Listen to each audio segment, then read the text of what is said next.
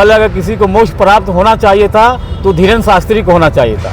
वो गलती हो गई। धीरेन्द्र शास्त्री को अभी भी टाइम अवसर है, जा करके डूब के मर जाएं और आप मोक्ष प्राप्त कर लें। शिक्षा वो शेरनी का दूध है जो जितना पिएगा उतना दहाड़ेगा। जो जिसे देश बनता है बाबा साहब का वो नाम है, जिसे संविधान बनता है बाबा साहब का वो नाम है। तो चले संविधान से चलता है देश, ना कि गीता से चलेगा, ना कुरान से चलेगा, ना रामायण से चलेगा। जो बहुजन की बात करेगी उसके साथ भीम फाउंडेशन खड़ा है, किसी एक पार्टी विशेष के साथ भीम फाउंडेशन नहीं खड़ा है। कोई नहीं होता है जिसका कोई सुनने वाला नहीं होता है, उसका मुकदमा फ्री में भीम फाउंडेशन लड़ता है, चाहे उत्तर प्रदेश के किसी भी कोने में।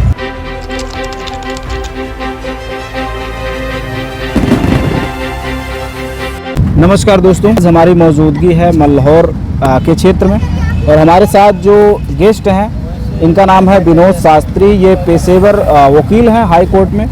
यहाँ पर जो है इस समय भीम फाउंडेशन के लिए एक कार्यक्रम का आयोजन हुआ था। इस भीम फाउंडेशन का जो कार्यक्रम है, इस कार्यक्रम का क्या उद्देश्य है और इसके जो अध्यक्ष हैं विनोद शास्त्री जी, इनसे जानने की हम कोशिश करेंगे। तो बहुत बहुत स्वागत है सर। तो सर, हम आपसे जानना चाहते हैं भीम फाउंडेशन जो है इसका क्या उद्देश्य है, इसको क्यों आप लोग चला रहे हैं? आपके चैनल के माध्यम से जी अपने भीम फाउंडेशन की तरफ से आपको हार्दिक शुभकामनाएं, बधाई देता हूं कि आपने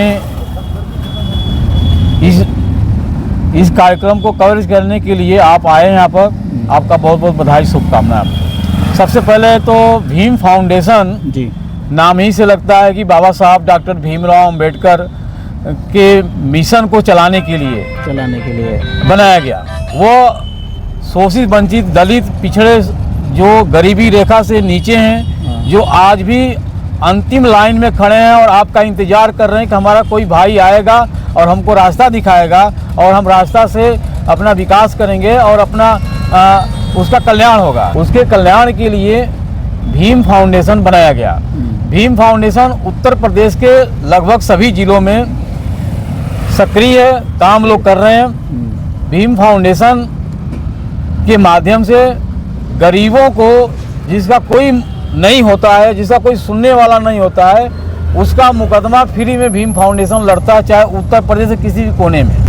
तो भीम फाउंडेशन में किस समुदाय के लोगों को आमंत्रित किया जाता है? वो समुदाय कोई भी हो सकता है या फिर हमारा जो दलित समाज है उसी को यहाँ पर? नहीं, खास करके जी SC ST OBC माइनॉरिटी और अगला वर्ग, वो जो गरीबी रेखा से नीचे, जिनकी आर्थिक स्थितियाँ ठीक नहीं है, वो भी हमारा वर्ग SC में ही आता है। जो सामान्य वर्ग के लोग हम लोग कहते हैं, वो भी हम वर्ग SC में ही है। और वो वर्ग जो है केवल उनको वर्गीकरण कर दिया गया है। वो भाई जो सामान्य वर्ग, जो गरीबी रेखा से नीचे अपना जीवन यापन कर रहे हैं, उनके जीवन स्तर को ऊंचा उठाने में भीम फाउंडेशन सहयोग करता है। भीम फाउंडेशन जो है निरंतर अपने कार्यों पर लगा हुआ है और किसी राजनीति के साथ साथ में जो राजनीति में जो कमियां हैं, जो अभी जिसको कह लीजिए कि अभी माननीय राहुल गांधी जी संविधान को लेकर के, जो बीजेपी सरकार है संविधान बदलना चाहती थी, उनकी मंशा थी कि हमारी 405 सीट आ जाएगी, संविधान हम बदल देंगे। उनके मंशा के विपरीत माननीय राहुल गांधी ने संविधान को लेकर के पूरे देश और प्रदेश में एक आवाज़ उठाई और संविधान जिस हिसाब से खतरे में था, वो संविधान को बचाने में हमारे माननीय राहुल गांधी जी का बहुत बड़ा योगदान है। उन्होंने राहुल जी ने ये काम किया और उसी मिशन को हम लोग लेकर के भीम फाउंडेशन के माध्यम से हम लोग जन जन तक संविधान को बचाने के लिए, और जैसे अभी अमित शाह ने बोल दिया था कि बाबा साहब फैशन हो गए, उनको पता नहीं है बाबा साहब हमारे फैशन नहीं है। का मुद्दा, बाबा साहब हमारे जो है दिलों में रहते हैं। बाबा साहब का वो नाम है जो जिसे देश बनता है, बाबा साहब का वो नाम है जिसे संविधान बनता है, बाबा साहब का वो नाम है जिसे लोग शिक्षा मिलती है, बाबा साहब का वो नाम है जिसे लोग को आज़ादी मिली हुई है। ये कहीं ना कहीं उनके मनसा जो मन में है वो बहुत गलत मनसा है। उनको तत्काल इस्तीफा देना चाहिए। अगर इस्तीफा नहीं देंगे तो ये सामाजिक जितने भी संगठन है वो सामाजिक संगठन एक न एक दिन रोड पर आएंगे और अमित शाह को इस्तीफा देना पड़ेगा। और चाहे वो अभी तो विधानसभा का चुनाव चल रहा था इसलिए मामला थोड़ा सा ठंडा हो गया था, लेकिन विधानसभा का चुनाव समाप्त हो गया है। फिर हम लोग सड़कों पर आएंगे, धरना करेंगे, प्रदर्शन करेंगे और उनसे माफ़ी मंगवाएंगे कि बाबा साहब का अपमान नहीं सहेगा हिंदुस्तान। इस दिशा में हम लोग काम कर रहे हैं भीम फाउंडेशन के बैनर के तले। शास्त्री जी, आपसे ये पूछना था हमें कि ये भीम फाउंडेशन जो है ये सामाजिक संस्था के साथ साथ क्या आगे चल के ये राजनीतिक संस्था भी बनेगा या कोई पार्टी का हिस्सा भी बनेगा क्या? नहीं, भीम फाउंडेशन एक सामाजिक संगठन है और सामाजिक संगठन ही रहेगा।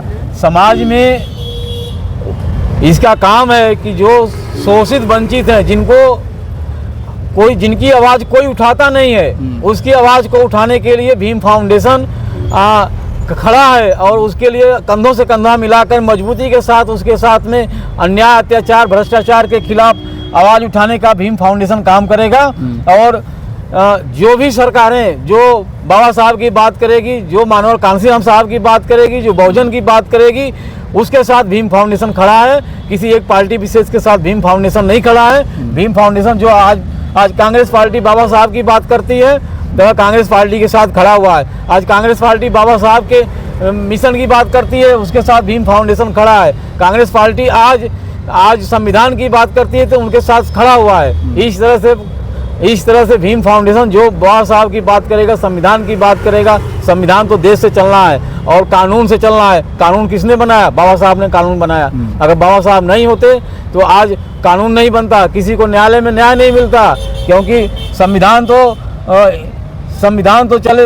से चलता है देश, ना कि गीता से चलेगा, ना कुरान से चलेगा, ना रामायण से चलेगा। जब भी देश चलेगा संविधान से चलेगा और संविधान से ऊपर कोई नहीं है। अभी कुंभ लगा है इस समय प्रयागराज में, बाबा बागेश्वर जी उन्होंने कहा कि जो यहाँ कुंभ में आए जिनकी मृत्यु हुई इस बात की दुख है हमें, लेकिन उनकी मृत्यु नहीं, उनको मोक्ष प्राप्त हुआ है। इस पे शास्त्री जी आप क्या कहना चाहेंगे? मैं तो आपके चैनल के माध्यम से यही कहूँगा कि सबसे पहले अगर किसी को मोक्ष प्राप्त होना चाहिए था तो धीरेन्द्र शास्त्री को होना चाहिए था। वो गलती हो गई। धीरेन्द्र शास्त्री को अभी भी टाइम अवसर है, जा करके डूब के मर जाएं और आप मोक्ष प्राप्त कर लें अपने को। हम लोगों को मोक्ष प्राप्त करने के लिए बाबा साहब ने संविधान दे दिया। कहा कि नहीं, आप जितने संविधान को पढ़ोगे, शिक्षा वो शेरनी का दूध है जो जितना पिएगा उतना दहाड़ेगा। बाबा साहब ने हम लोग को संविधान दिया है और उस संविधान ही हमारे लिए मोक्ष है। हम लोग मोक्ष और स्वर्ग यही मिल जाता है। हम जिस दिन अपने अदालत में जिसको न्याय दिला देता हूँ, उस दिन हम सोचता हूँ कि बाबा साहब का मैंने काम कर दिया, क्योंकि मैं उनका सिपाही हूँ। तो आप पेशे से वकील साहब भी हैं, तो आपसे मैं ये जानना चाहूँगा कि भीम फाउंडेशन को चलाने के लिए आर्थिक सहयोग कहाँ से होता है, ये कैसे चल रही है? क्योंकि कोई भी संस्था चलने के लिए, चलाने के लिए उसमें पैसे की ज़रूरत होती है। देखिए, तो आर्थिक सहयोग कैसे हो रहा भीम फाउंडेशन का?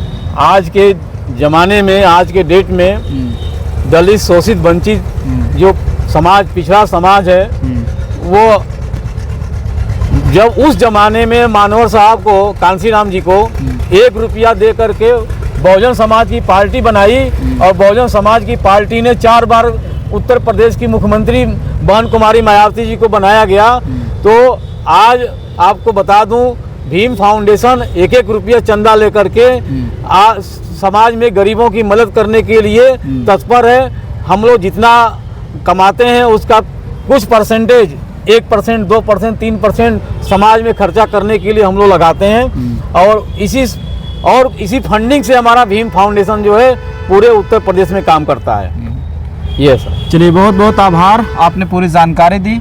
ये थे भीम फाउंडेशन के अध्यक्ष विनोद कुमार शास्त्री जी और इनसे हमारी बातें हो रही थी। आपको वीडियो कैसा लगा कमेंट बॉक्स में ज़रूर बताएं और आपका क्या प्रश्न रहता है। इन्होंने जो भी बातें बताई वो सत्य है, इनकी बातों से आप सहमत हैं तो आप कमेंट बॉक्स में मेंशन कर सकते हैं। नमस्कार, जय हिंद, वंदे मातरम।